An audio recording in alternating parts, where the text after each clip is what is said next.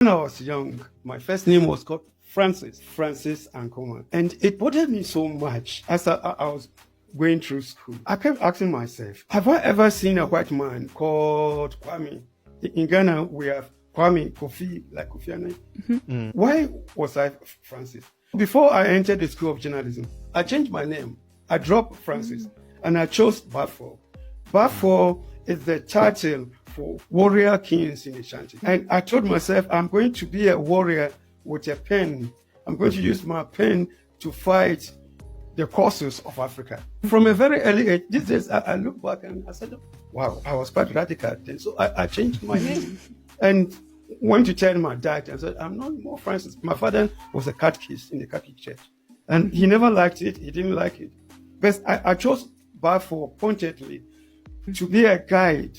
And so as I grew up and became more enlightened, fighting causes for Africa became a second nature to me. That would be the answer. From a very young age, I saw myself as a warrior using my pen. And when Zimbabwe issue came out, yes, New African became a lone voice. And I became a lone voice. And I pushed it to a point where the Western world nearly killed New African. We are based in the UK, like New African, which is a Pan African. Our major sources of advertising were white companies, multinationals, who had businesses in Africa.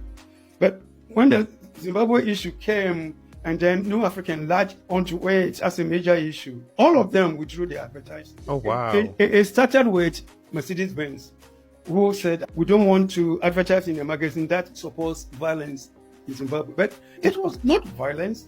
These are African people whose land have been stolen by a few white people, and they wanted their land back. So they took their land back. It started with Mercedes-Benz, then Japanese car makers all withdrew, DHL withdrew, all of them withdrew, to a point that in 2005, I remember, and I always say that was the lowest point in my journalism career. The proprietor of New African called me to his office one day and asked me, Baffour, this Zimbabwe thing you are doing, what is it in it for us as a company and for you? And Hamid, I had no answer. I had not thought about it.